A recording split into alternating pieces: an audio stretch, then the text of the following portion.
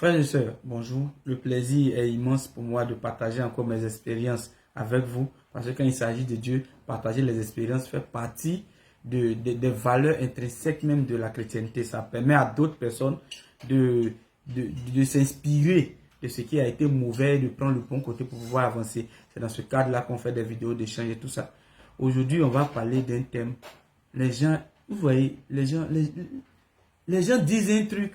Je me demande personnellement, est-ce que les gens, ils savent ce qu'ils disent? Le gars, il te voit pour un rien. Il prend un micro, il te regarde droit dans les yeux, il crie dans tes oreilles. Jésus revient bientôt. Comme si c'est toi-même qui est le frein au retour de Jésus. Jésus revient bientôt. Jésus revient bientôt. Mon frère, convertis-toi. Mon frère, l'église se disant là, c'est pas bon l'église. Jésus revient bientôt. La question même que je vais me poser là, quand lui-même il dit Jésus revient bientôt, est-ce qu'il comprend ce qu'il dit? Est-ce qu'il connaît le sens de ce qu'il dit? Et là, je profite aussi pour interpeller les gens. Quand vous partez à des carrefours pour aller enseigner les gens sur la parole de Dieu, évitez de lancer des invectives ou bien de lancer des pics comme quoi. Celui qui n'est pas dans ton église, toi qui prêches, automatiquement, si Jésus revient, Jésus ne le connaît pas. Toi, c'est toi, il connaît. Évitez de stigmatiser les gens en disant Jésus revient bientôt. Si tu n'es pas comme ça, tu t'en vas comme ça. La preuve, comparaison n'est pas raison. Vous n'êtes pas Jésus. Voilà. Vous n'êtes pas Jésus. Et la relation avec Jésus, c'est une relation de cœur. Arrêtez de dire certaines choses. Parce que vous ne faites plus un ou deux péchés habituels que vous faites. Automatiquement, vous êtes devenu saint. C'est vous qui êtes là pour dire non, Jésus revient bientôt. Tu seras en enfer, tu seras au paradis. Les gens ont déjà classifié dans leur esprit. Laissez-moi vous dire une chose. Quand on dit Jésus revient bientôt, là, je vais expliquer aujourd'hui. On prend les versets qui disent que Jésus revient bientôt. Et puis ensemble, on va commenter. Si on essaie de prendre Apocalypse 16, verset 15, on dit, voici, je viens comme un voleur. Heureux celui qui veille et qui garde ses vêtements. Jésus dit, il vient comme un voleur. Apocalypse 3, verset 3, si tu ne veilles pas, je viendrai comme un voleur, encore le voleur. Vous aussi, tenez-vous prêts, car le Fils de l'homme viendra à l'heure où vous n'y penserez pas. Luc 12, verset 40. On dit, car comme l'éclair resplendit et brille d'une extrémité du ciel à l'autre, ainsi le Fils de l'homme en son jour. Ainsi sera le Fils de l'homme en son jour. Il viendra, il va nous surprendre. On dit, au milieu de la nuit, on criera, voici l'époux. Matthieu 25, verset 6. Allez à sa rencontre. Quand on prend encore Matthieu 24, verset 30, on dit, alors le signe du Fils de l'homme apparaîtra dans le ciel. Toutes les tribus de la terre se lamenteront et verront le Fils de l'homme venant sur les nuées du ciel avec les saints et les anges. La Bible dit que Jésus dit, il va venir sur les nuées du ciel, c'est-à-dire les nuages avec les saints et les anges. Il dit, je vais venir comme un voleur. Quand Jésus dit, il revient là, il parle de la mort. C'est-à-dire, tu allais te coucher, tu t'es plus réveillé. Jésus est venu comme un voleur. Il vient te mettre en garde contre les agissements que tu as, contre les comportements que tu as. Donc, il te met en garde et te dit, fais attention. Le jour de ta mort, tu ne connais pas. Je viendrai. Et quand je vais venir, je vais te juger. Donc, partant de là, faites très attention. Mais quand on dit, Jésus revient bientôt, Jésus revient bientôt, c'est à croire que c'est en 2023, là, il va revenir.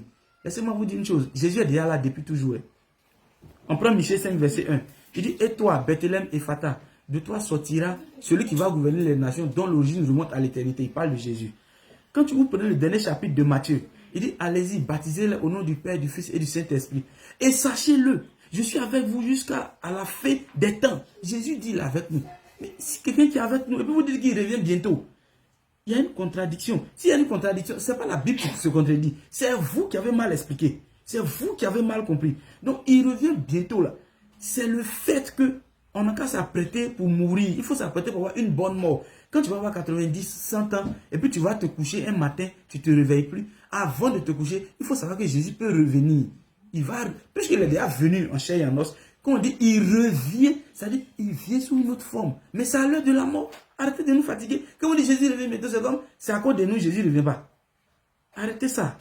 S'il revient bientôt, il va revenir. Maintenant, deuxième aspect de ma vidéo, quand on dit il revient bientôt, c'est vrai, il va revenir physiquement, mais c'est au dernier jugement où il viendra juger les vivants et les morts. C'est-à-dire à la fin du monde où il y aura la seule génération, il viendra pour juger les vivants et les morts. Mais ce n'est pas en 2023 ça là.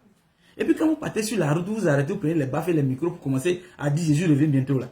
Détaillez bien, parce que c'est insultant. Moi-même qui suis quitté souvent, quand il passe, quand on dit Jésus revient bientôt, le gars il regarde ta figure, quand ils pensent que peut-être tu es d'un autre bord, tu n'es pas chrétien, tu es d'un autre bord, toute sa prêche là, c'est orienté vers toi. Si tu as le malheur de partir à la boutique, qui sont arrêtés au bord de la boutique, tout ce qu'ils vont dire là, c'est contre toi. Mais comme tu n'as pas les preuves, tu les regardes. Jésus revient bientôt. Quand on parle, vous n'écoutez pas. Vous passez devant les boutiques, vous payez.